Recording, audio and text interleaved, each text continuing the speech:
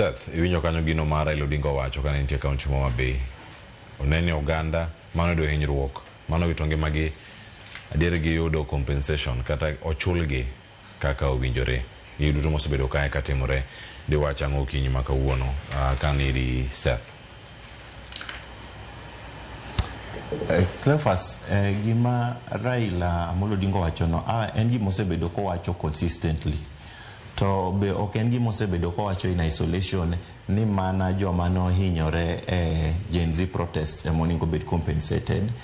Kise winjo kaka Raila osebedo ka loso, osewacho ni joma no hinyore during 2022 protests ginene demonstrations obed compensated, 2017 demonstrations obed compensated, 2013 demonstrations obed compensated. So en gima osebedo ko wacho kinde ka kinde ni demonstrations mosebedo ka timre joma no wito ngimagi, joma no yudo injuries, joma no bedo maimed onego bed ni gibedo compensated mondo mi giyude konyruok mawuok kamano. So mano is a good step moving forward.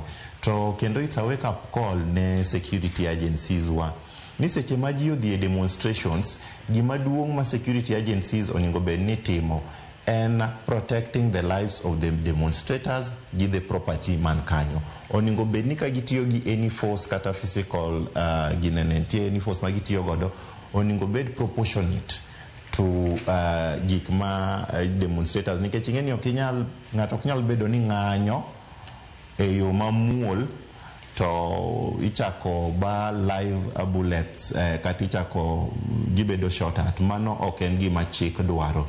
But above that, Cleophas, there's something ma kendo nyaka wawachi. Ineno ka nitie joma kochung' to gin gima giwacho kinde ka kinde en ni compensation mora mora monego bed ni timre en mana ne joma no hinyore during Gen Z protests.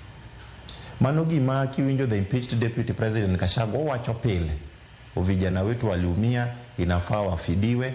Okuwe wi joma no hinyore 2022. Okuwe joma no hinyore 2017. Okuwe joma no hinyore 2013. Joma no hinyore 2013 gin jowa kane giwuok gidhi andamana. 2017 the same, 2022 the same. So oningo bed ni jatelo mora mora ka wuok kendo loso.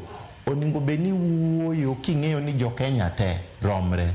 Ok oningo bed ni nitiere a set of Kenyans mineno ni gin to oningo bed ni konyogi kata ka gihinyore to another set of Kenyans ok oningo bed ni yudo konyruok mora mora. So to the extent ni oningo bed ni compensation itimo ne jo Kenya, to oningo bed ni itimo ne jo Kenya across board mosehinyore e demonstrations mosetimore te. Ok mana demonstrations manotimore higa mokalo.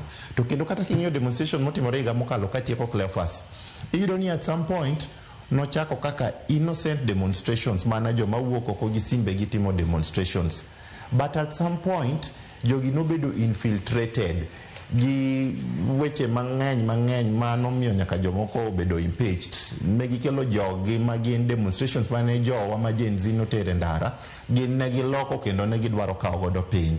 So kaponi we are conversing about compensation, make victims, make demonstration, oningo bed across board ok mana 2024 gingi 2017 gingi 2022 nyaka 2013. Erokamano Seth. Adogi studio katika wakili Nyamori.